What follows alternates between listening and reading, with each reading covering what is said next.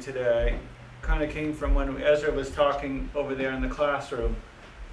And he talked about the different landscapes, how you all could easily find your way around the city, but maybe the woods is a different kind of landscape where you wouldn't have the intuition. Now I'm going to give you something to look at for a minute. And to look at this, ideally we'd be sitting at a table, but we're not sitting at a table. So what I need from you is to move your body around. And this, I hope you don't get uncomfortable, it's just temporary. I need you to move your legs off the carpet and sort of get up on your hands and knees like this. And I need you to pair up. You could also sit like this, but you can't be leaning back. Some people want, after we do this, what some people want is to actually see a real map, to compare the map they drew with a real map. Do you know what I mean? Yes, please. I'm not going to give you that map. Oh, okay. What I am going to give you is a photograph.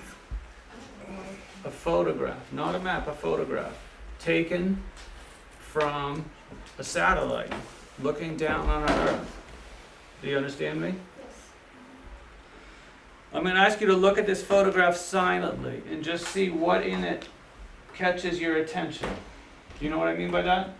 Anytime we look around, something will catch our attention. And so I'm going to ask you to look at this photograph and see what catches your attention. And then I'm going to have you share whatever it is you noticed.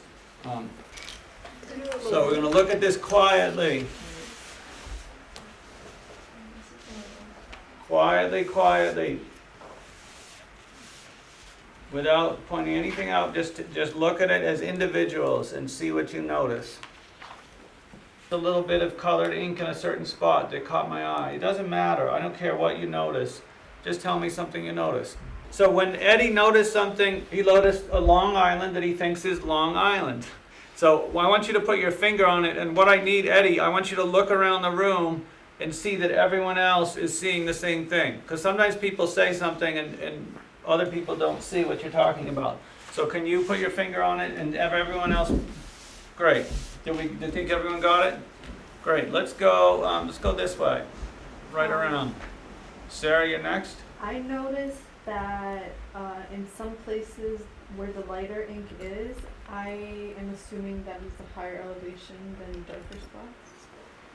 Nice. Sarah noticed that some places the ink is lighter and you have a theory, right? Is it fair to call it a theory? Yeah, it's a claim. I don't know. She has a theory or a claim that maybe that means it's a higher elevation. You're next, Kofi. I noticed that when you look at the water, the parts that are brighter are probably shallower, and the parts that are darker are probably deeper. Nice. Can you look around and make sure that everyone else is seeing that? Great. Go ahead. Something that's distinct would be the hook that we see. And when I was studying the states, I know that Massachusetts has a hook. Something that's Massachusetts. Nice. Do you know anything? What do we call like a hook or something that sticks out into the water? There's a name for that, geographic term. Peninsula. Peninsula. Scar that goes through Raleigh, the picture with which I interpret as a mountain range over here. Also notice this huge river that comes all the way up. We can see that it enlarges to towards the ocean, but it's a really small river here upside. And also I want to make sure people notice what you noticed there. here, can everyone see this line over here? Mm-hmm. It comes from, you can start in the ocean and just go, then you're gonna follow up and you're gonna see a black line that I'm interpreting as a river. Nice. Can we stop you there, Jackie? Yeah, sure, What, that's it, just that you. does everyone, Jackie noticed a river, and I wanted everyone to notice and see how far up you can possibly trace that river. I wonder if anyone can guess at the name of that river that Jackie noticed. I have one possible guess from Brandon. Anyone else? Kofi, you have a guess? The Hudson River. Kofi's guessing the Hudson. What do you guess, Brandon? The Mississippi River. Any other guesses? I'm gonna go with Kofi's. What do we know about the Hudson River? Goes to New York and Jersey. Okay. Can anyone find Was evidence? the geography class that we had. He showed us kind of a picture of the New England area, and we had to label the states and the cities and kind of try to figure out like where our home is to kind of show us like where our trip is the whole time that we've been here and like where we're going. It was pretty cool. I definitely had a really good time. It was a relaxing activity after Like the day. what they had us do was draw a map of New England, and it really helped me like understand like probably just like how big the region is when you consider it, and I learned a lot about like how to tell like where's like where human settlements are and like different landmarks and what they mean, especially when you like get a wide bird's eye view of them, and it helped me kind of situate where I am and where this village is in a wider context.